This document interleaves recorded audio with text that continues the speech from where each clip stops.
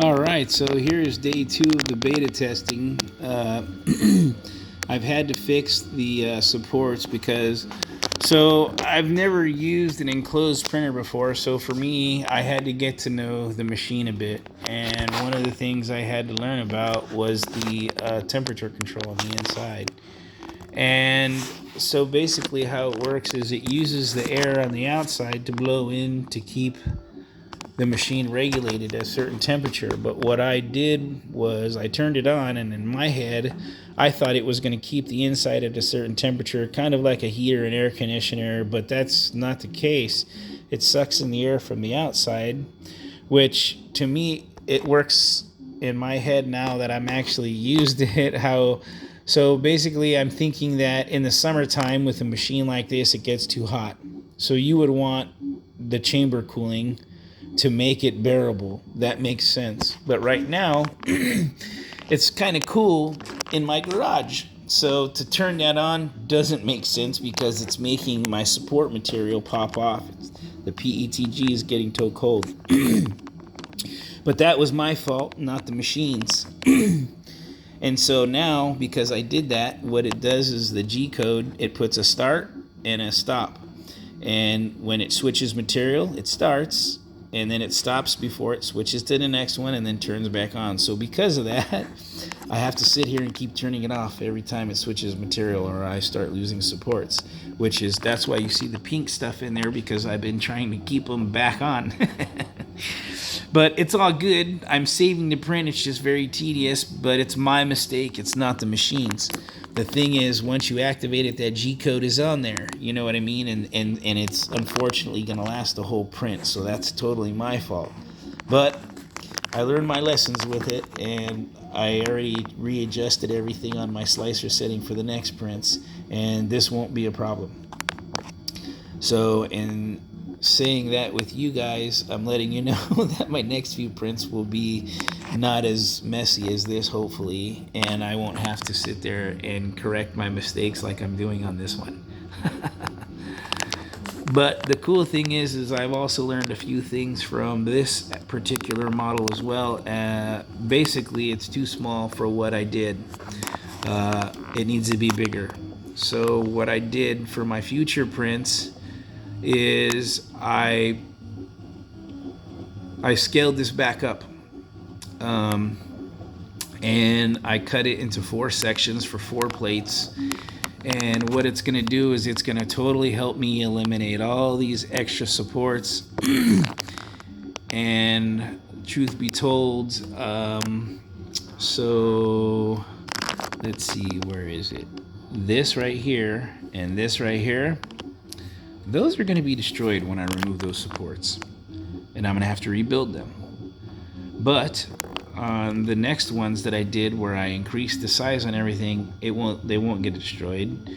They'll be just fine, and they'll be a lot easier to deal with. So this tiny model opened my eyes for a lot of things, which I already knew and have already planned for. That's why this one model was, and I told my buddy that this was going to be my test. And what I do is every time I make something, not 3D printing, I'm talking about before in regular life, I'd always make a test model, and I would complete that test model all the way to the end, and everything that was messed up on it, broke or anything like that, I would make my notes, make my changes, and every time I had to make a second one, it came out way better because I knew what I had to do to correct my mistakes. So basically, that's the whole idea of these models, the test model. Instead of starting it and not being happy with it and stopping it, I'm just letting it keep going. I make my corrections, I fix what needs to be fixed, and then I write down temperatures and things that I need to change, so when I do the next one, I won't have these problems again. So I'm letting this one complete so I can work out all the bugs till the end, and then my next ones will be a lot better. I'm pretty sure you guys understand what I mean by now. That was a long explanation, but I don't know. Sometimes people get it, sometimes they don't. But yeah, so here's the night of day 2 for the beta testing.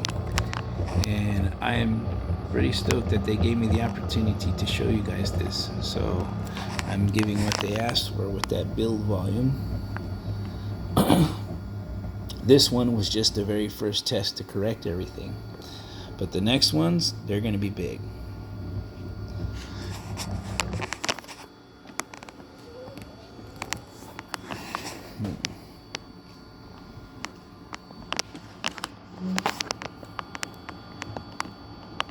It looks funny with all this support stuff and all these things all over it, but it'll look cooler when it's all done and actually cleaned up.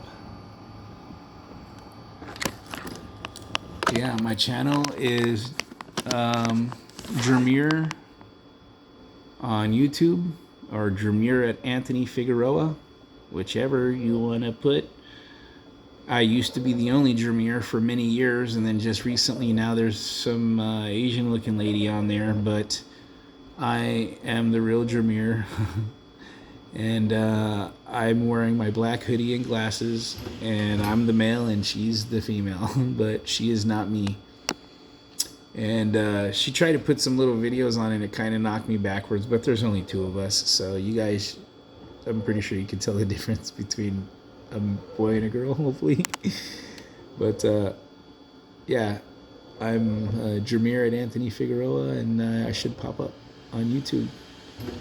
But yeah, go ahead, like, share, and subscribe. I like to pass knowledge around. I've showed a few little tricks while doing these. This little model here, quite a few little tricks. Hopefully it could help some people if they understand what I did. But yeah, I like to pass the knowledge around. I do talk to the people who do write to me as well on my channel. If I can answer a question or help, I always do. If you can answer and have questions for me or pointers, I do listen. So yeah, everything, like I said, passing the knowledge goes both ways. I like to get smarter too.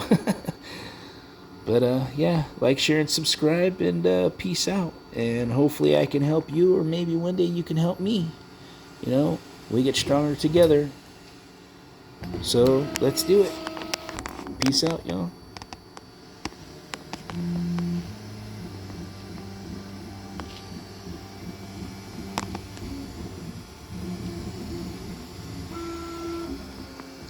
Oh, it looks like something might be on the nozzle. Oh. Cool.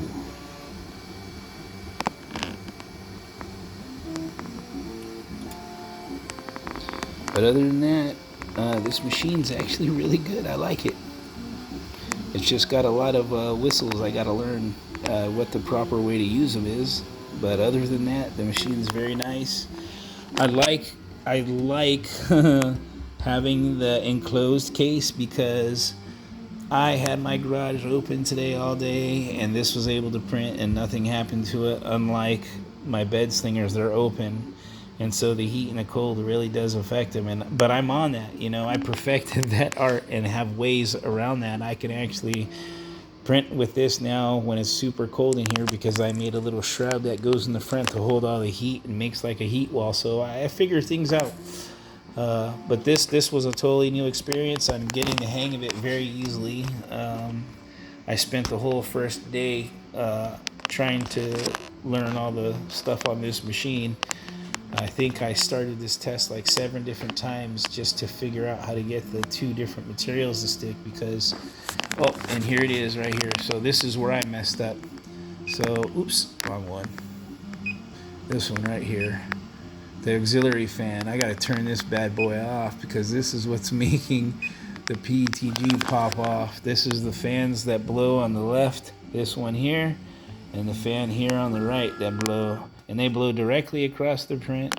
And right now, because my garage is cold, it's blowing cold air on it, and that's making it pop off. So as soon as that pops on, I got to turn that off, and that's my fault. But I know in my other videos I was complaining about that, but I'm new. I didn't understand it, but I do now. You know what I mean? After using the machine and figuring out what it is. So, and I'm not afraid to admit that that was my fault.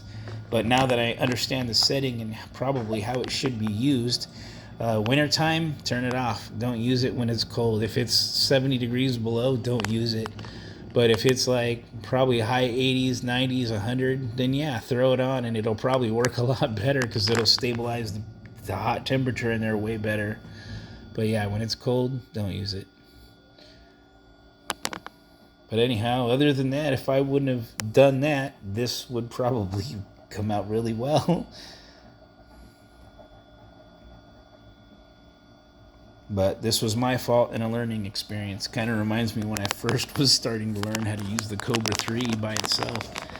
Same things, when things would break, I'd have to fix it too. But now I don't even do that on there no more. I know how to use the machine. And on my Anycubic, the Anycubic Kobra 3 Max, I almost hardly ever, never had to do that either, unless something happened or the bed, something broke off the bed because it was too cold in here. Then that's the only problem I'd have. But it's an easy fix with a 3D pen. Just tack the support down real quick and keep printing. I've saved many prints on it. It's on my channels. I've done it many times. But it all works out. And it comes out at the end. I'm sorry I talked too much. But yeah, have a good night, y'all. And stay safe. And let's do this.